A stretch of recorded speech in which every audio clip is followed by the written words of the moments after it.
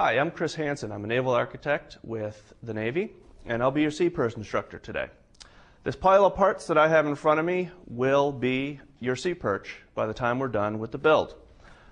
We will walk through step by step, building the frame, the motors, the control box, and when we're done, each and every one will have an operational sea perch. All right, when you open your kits, I'm going to walk you through the parts you should find inside. Should be a length of Cat 5 cable. This will be used as your tether for your vehicle. You should have 2 styrofoam floats of matching or different colors. Should have some mesh screening. This will be the bottom of your vehicle. Should have a series of PVC fittings. You should have 4 T's and 10 angles, and a series of pipe, which we will cut later in the process. You should have 3 propellers, 3 shafts, 6 nuts for those, 3 brackets for holding the motors, and screws and washers for those.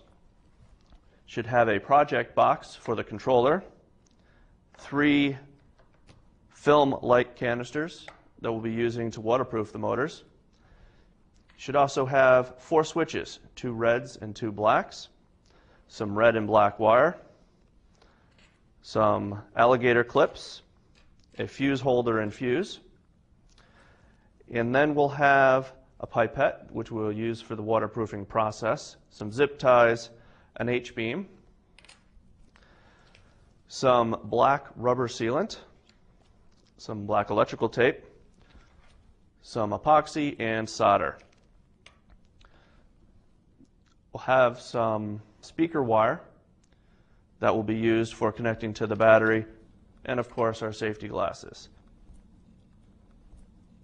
Now that you've seen all the parts, let's get started. The first step, as always, let's put on our safety glasses and take the ruler included in the kit and go ahead and measure out the lengths as noted in the manual. Mark them on the PVC and then take a tool and cut each of those parts.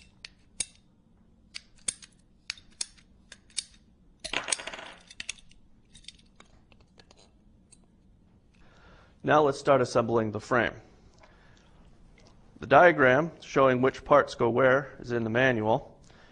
And as you piece it together, you'll start to see the beginning of your sea perch vehicle. Your manual is going to show you exactly how to put this together. Now that we've completed putting the frame together, we need to drill our vent and drain holes in the frame to allow the water to come in and out of the frame.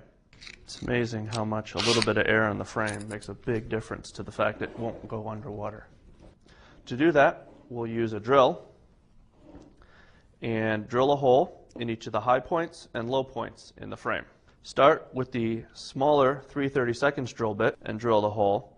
We'll go ahead and do that in all of the high spots, and then we'll come back and drill the larger 1/4 inch hole in each of the pilot holes that we've given ourselves.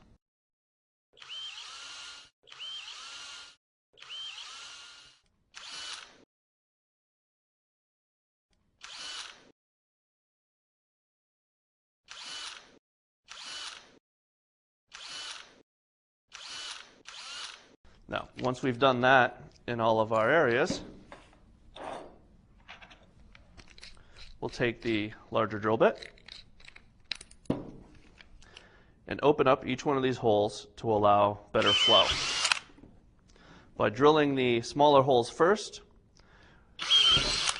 we've ensured that the drill bit won't jump out and will be much safer to drill these holes.